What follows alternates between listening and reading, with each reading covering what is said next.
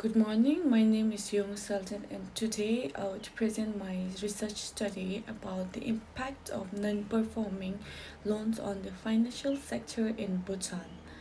So, the financial sector is the backbone of Bhutan's economy. Over the past decade, we have seen major changes, restructuring, privatization, and the tighter regulation. Yet, one present challenge is the rise of non performing loans or NPLs, which I describe as a kind of financial population because of their harmful effects on bank and the wider economic. So to explain on slide number 2, that is about research question and objective, my research asks what specific impact do NPLs have on the financial performance and the stability of Bhutan's banking sector.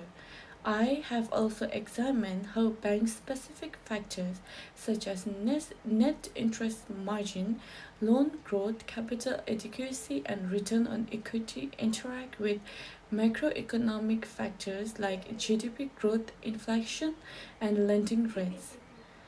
Now, to explain on slide number 3, the literature inside. The global studies constantly shows that higher NPL ratio reduces bank profitability and increase financial instability. For example, evidence from Sri Lanka and Indonesia shows a clear negative link between NPL ratio and the return on asset and equity. For Bhutan, previous work highlights that higher deposit rates and rapid credit growth raise NPLs, while strong capital adequacy and good return help keep them down. Now, this slide 4 it talks about Bhutanese context. Bhutan's banking industry has expanded dramatically. Outstanding loans grew from about 55 billion in 2011 to nearly 186 billion in 2022.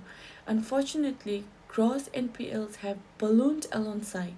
Although Bhutanese banks are better capitalized than many peers, rising NPLs still threaten liquidity and triggers credit sequences and undermine confidence in our small bank-based economy. Now, to explain this slide 5 about the key findings and implications, my analysis shows that NPL significantly hurt financial performance and can destabilize the sector if left unchecked. Policy recommendations include strict strict monitoring of loan quality, prudent regulation of deposit interest rate and credit growth by the Royal Auditory RMA, and improved financial advice to borrowers so loans are used productively.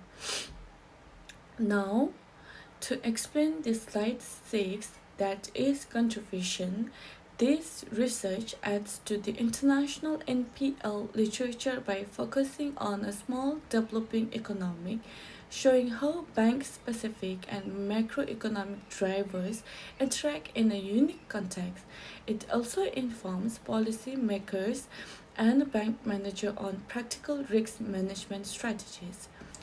So now to conclude, in short, non-performing loans are more than a banking statistic. They pose real risks to Bhutan's economic stability. By understanding their drivers and impact, we can design better safeguards to protect both our financial institutions and the wider economic. Lastly, thank you for your attention.